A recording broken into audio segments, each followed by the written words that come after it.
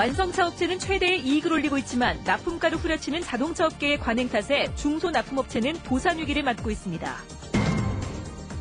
대구시 수성구에 중소형 아파트의 분양이 잇따르고 있지만 분양 가격이 너무 비싸 거품 논란이 일고 있습니다.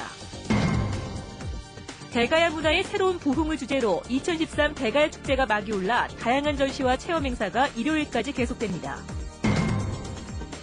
대구의 대표적인 먹거리 골목 가운데 한 곳인 동인동 찜갈비 골목이 전국 착한 골목 1호로 선정됐습니다. 네, 여러분 안녕하십니까? 대구 경북 소식 전해드립니다. 박근혜 정부가 중소기업 동반 성장을 강조하고 있지만 납품가를 후려치는 대기업의 관행은 여전합니다. 완성차 업체는 사상 유례없는 이익을 올리고 있지만 중소납품업체는 도산 위기에 내몰리고 있습니다. 이태우 기자가 취재했습니다. 대구 성서공단에서 자동차 부품을 생산하던 한진파워텍에 원청업체 직원들이 들이닥친 것은 지난달 24일입니다. 현대 기아차에 물건을 대는 원청업체가 한진파워텍으로부터 납품받기를 중단하기로 하고 생산의 핵심적인 금형을 내놓으라며 잠긴 공장문을 강제로 뜯고 있습니다. 공장 가동이 완전 중단됐다는 소식이 알려지자 리스 회사가 생산 설비를 뜯어갔고 결국 공장이 다른 업체로 넘어갔습니다. 문제의 발단은 납품 물량과 가격. 지난해 6월 원청업체 주문에 맞추기 위해 7억 원으로 생산 라인을 새로 깔았지만 납품가 후려치기로 적자가 계속됐습니다. 항의가 이어지자 납품 물량을 줄여가던 원청업체는 결국 물량을 자체 생산하겠다며 금형까지 회수해 간 것입니다. 물량이 줄고 그다음 납품 단가가 현저하게 낮기 때문에 저희들이 생산을 하면 할수록 적자가 나는 그런 구조를 가지고 있는. 납품 가격을 원가 밑으로 요구하는 자동차 부품업계의 관행 때문에 도산하는 영세 부품업체는 한두 곳이 아닙니다. 이 회사도 자동차 부품을 만드는 회사였습니다. 지난주 목요일 날 원청업체가 금형을 회수하면서 이렇게 공장문을 닫을 수밖에 없었습니다. 이 업체 역시 납품 약속을 받고 원청업체가 있는 경산 질량공단으로 생산 라인을 확장해 옮긴 지 1년 6개월 만에 도산한 겁니다. 돈이라는 거 줘야 되니까 지금 찍을수록 손해보니까 돈 빌려오고 땡겨오고 이래서 거기다가 막아놓다 보면 자기가 이제 파손나거든요. 현대 기아차는 지난해 1년 동안 전 세계 자동차 업체 가운데 영업이익률 2위, 11조 9,600억 원을 남겼습니다. MBC 뉴스 이태우입니다.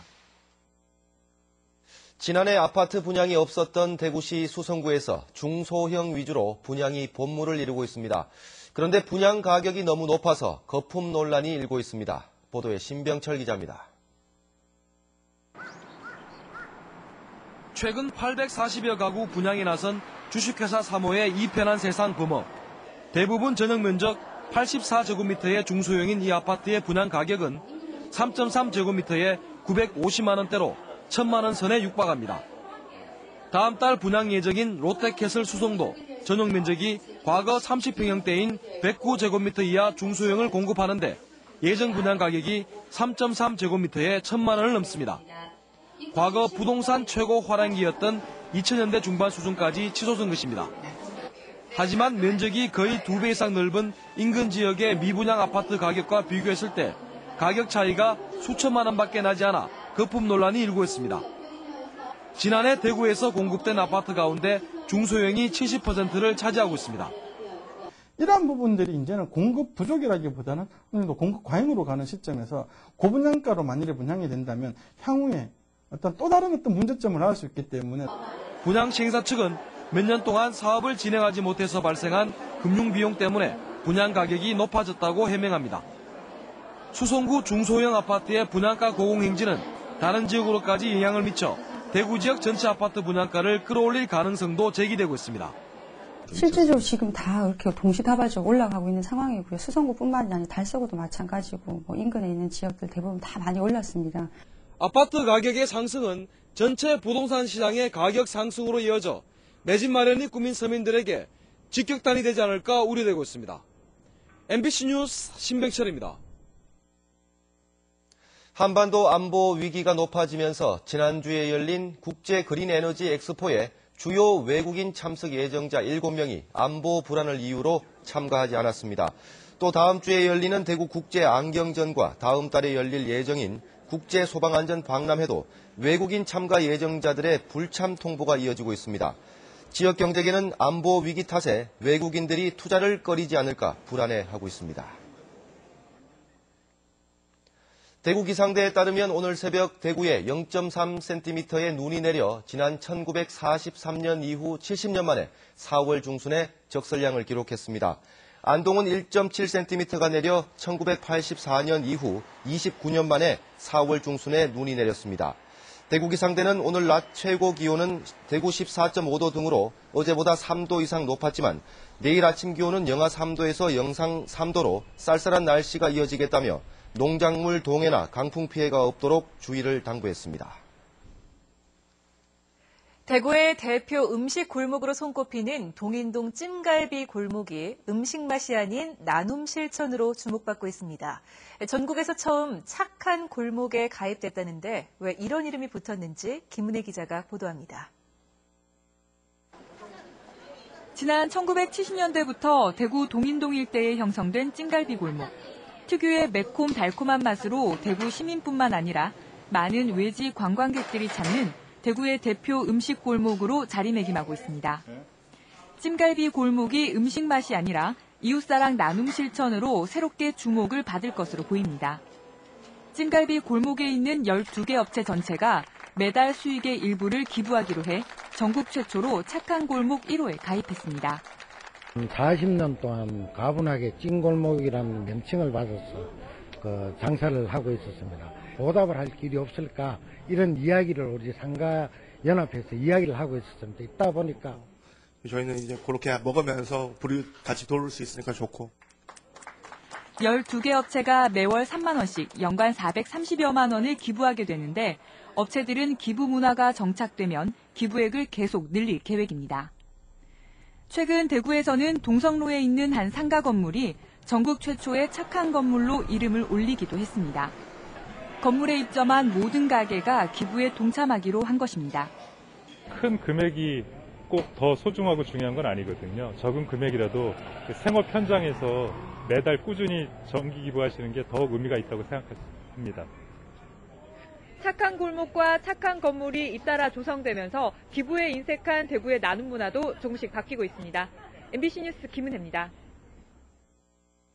올해로 9회째를 맞는 대가야 체험축제가 오늘 고령에서 개막했습니다. 예년보다 더 풍성한 볼거리와 즐길거리, 먹을거리로 관광객들을 맞이하고 있습니다. 박재영 기자가 다녀왔습니다. 대가를 위해 목숨 바쳐 싸우면 신라의 침략 목숨으로 지켜내면 대가야를 지켜내기 위한 최후의 전투가 시작됐습니다. 아이들은 역사를 재현한 연극을 보며 호기심 가득한 눈망울을 잠시도 떼지 못합니다. 대가야의 철벽 같은 산성을 손수 쌓아보고 대표적인 유물인 토기를 직접 만들어보는 재미도 쏠쏠합니다. 이름 만드는 것도 재밌고 그 흙이 미끌미끌한 걸 느껴봤어요. 마당극 풍동전을 비롯해 가약고 음악제, 악성우룩 추모제 등의 부대 행사들도 방문객들의 눈길을 사로잡습니다. 애들 교육 때문에 왔는데 한 2, 3년 전보다 체험관도 많이 늘고 학습할 수 있는 게 더 많아져서 체험도 많이 해볼 수 있어서 좋은 것 같아요. 특히 올해는 행사 규모를 확대해 대가야 유물체험과 생활체험, 토기체험 등 30개가 넘는 다양한 볼거리가 마련됐습니다. 축제 기간 중에 가족, 연인, 친구들과 함께 볼거리도 많고 체험거리도 많고 먹거리가 많이 준비해 있는 고령에 방문하셔가지고 좋은 추억 많이 담아가시기 바랍니다. 올해 9회째를 맞는 대가야 체험축제는 이곳 대가야 박물관 일대에서 오늘부터 4일간 펼쳐집니다. MBC 뉴스 박재영입니다. 최신 건축 정보를 한눈에 볼 수 있는 제13회 대구건축 박람회가 엑스코에서 열리고 있습니다. 이번 박람회에는 전국의 200여 개 업체가 참가해 건설 장비와 건축 자재, 조경, 조명 등 전문 건축 제품을 비롯해서 가구와 인테리어 소품 같은 소비자들이 생활에 자주 접하는 제품을 선보이고 있습니다. 건축 종사자를 위해 신제품과 신공법도 소개되고 있는데 오는 14일까지 계속됩니다. 대구시와 경상북도 관광협회 등이 공동으로 주관하는 제11회 대구경북 국제관광 박람회가 경주 세계문화 엑스포 공원에서 개막했습니다. 34개국 300여 개 기관단체가 참여하는 이번 박람회에서는 실크로드 사진전 등 특별 행사와 관광 서비스 경진대회와 관광 스토리텔링 대회, 세계 풍물체험 등의 부대 행사가 펼쳐집니다. 대구시와 경상북도는 이번 박람회를 계기로 지역의 관광 문화 사업을 발전시키고 상생하는 관광 발전 정책을 추진할 계획입니다. 네, 귀농 인구가 늘고 있는데 교육에도 이런 분위기가 감지되고 있습니다. 이 농촌으로 거꾸로 유학을 온 도시 아이들이 있다고 합니다. 엄지원 기자가 소개합니다. 한창 수업이 진행 중인 농촌의 한 초등학교. 얼핏 보기엔 모두 토박이 학생들 같지만 3분의 1은 서울 등 대도시에서 왔습니다. 6개월에서 길게는 2, 3년 정도 부모와 떨어져 농촌 학교에 다니면서 시골 생활을 체험합니다. 이른바 농촌 유학입니다. 저희 학교는 산촌 유학생이 19명이 있습니다. 소규모 학교다 보니 정원이 확충되고 좋은 점이 있고 수업에 있어서도 지역 학생들한테 신선한 도전이 되고 있는 것 같습니다. 오후 2시쯤 수업이 끝나면 본격적인 시골살이가 시작됩니다. 황토방에 모여 떡볶이로 배를 채운 아이들은 손수 장작을 패 아궁이에 불을 지핀 뒤 봄나물 캐기에 나섭니다. 여기 맞네. 여기도 이거 닮아있고 이거 닮아있고. 해봐. 학원 수업도 패스트푸드 매장이나 인터넷 게임도 이곳엔 없지만 자연을 벗삼은 아이들에게 심심할 틈이 없습니다. 달맞이 꼭 했어요. 여기서 생활하면 뭐가 좀 좋지? 공기가 좋아요. 그리고 놀 수 있는 친구들도 있고요. 그리고 시골이다 보니까 뛰어놀기도 더 좋아요. 불도 피우고 학원도 안 다니고 그러니까 기분이 좋아요. 마을 농가들이 돌아가며 아이들 숙식을 책임지는 방식이 정착되면서 적막했던 농촌 공동체도 활기가 넘칩니다. 자연 속에서 마음껏 뛰놀고 시골살이의 단순함과 소박함을 배우는 농촌 유학생들은 전원교육을 꿈꾸는 도시 학부모들의 입소문을 타면서 3, 4년 전부터 조금씩 늘고 있습니다. MBC 뉴스 엄지연입니다. 대구시는 공동주택 입주자 대표들과 관리사무소 관계자 등이 참석한 가운데 층간소음 예방을 위한 입주민 대표 결의문을 채택하고 층간소음 분쟁 사례와 예방법, 관련 법령을 소개하는 전문가 특강을 마련했습니다. 이와 함께 시범단지 8곳을 선정해 주민공청회와 전문기관 컨설팅을 제공하고 우수단지 평가 때 가점도 줄 계획입니다. 4.24 재보궐선거 공식 선거 운동이 오늘부터 시작돼 경산시 제2선거구 광역의원 보궐선거 출마자들도 공식 선거 운동을 시작했습니다. 새누리당 배한철 후보와 무소속 박인택, 무소속 이인근 후보 등 3명의 후보들은 오전부터 경산시 하양읍, 진량읍, 와촌면과 암양면 등지를 돌며 유권자들에게 지지를 호소했습니다. 이번 보궐선거 부재자 투표일은 19일과 20일이고 선거일은 오는 24일입니다.